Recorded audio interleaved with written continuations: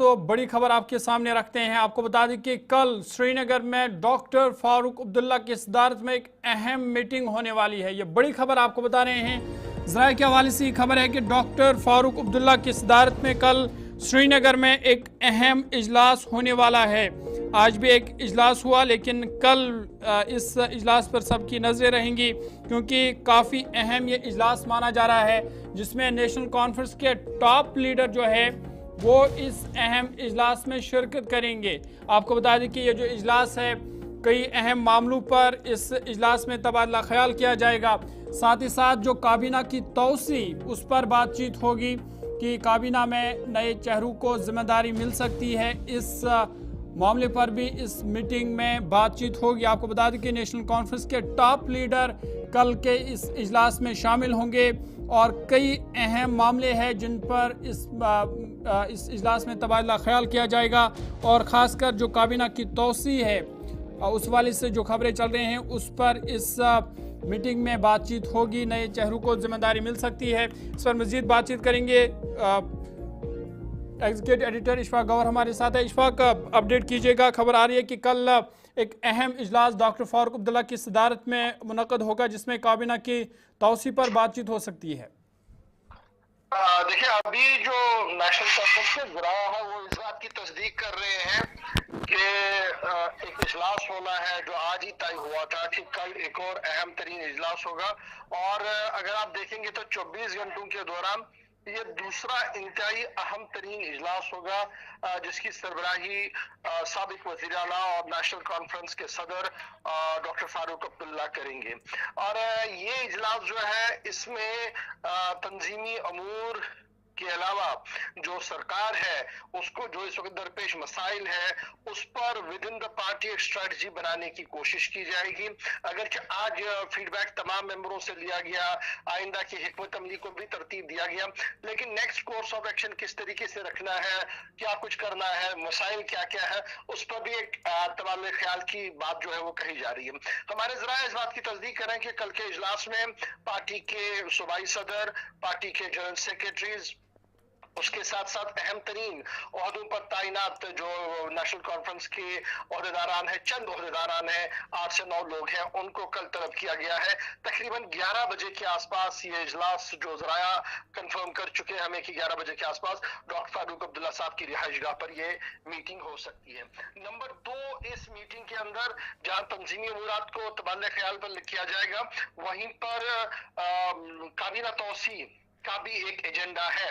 अगरचे काबीना में किन लोगों को लेना है, नहीं लेना है, ये हतमी फैसला उमर अब्दुल्ला साहब करेंगे और फिर मशावरत पार्टी से भी ली जाएगी पहले, और फिर उमर साहब उस पर हतमी फैसला ले सकते हैं। लेकिन हमारे जरा इस बात की तस्दीक कर रहे हैं कि जो 3 चेहरे लेने हैं उनमें प्रोबेबली एक चेहरा श्रीनगर को भी मिल सकता है, उसके बाद नॉर्थ साउथ को भी, या फिर ये माना जा रहा है कि जो पीर पंचाल या ये जो डोडा, कश्तवाड़, भद्रवाह का पूरा एक बेल्ट है जो खाली है, इसको भी रिप्रेजेंट देने की बात जो है वो हो रही है।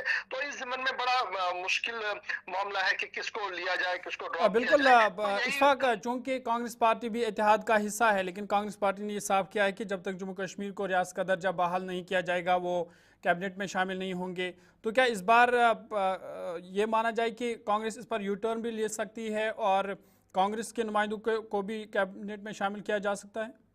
देखिए, जहां तक कांग्रेस जरा की बात को हम माने, जो मेरी बात हुई है, शायद अभी तक कांग्रेस का वही स्टैंड है कि हम हुकूमत को सपोर्ट देंगे, लेकिन हुकूमत का बराह रास्त हिस्सा नहीं बनेंगे, वजीर नहीं बनेंगे। एक तो अभी तक वही स्टैंड है।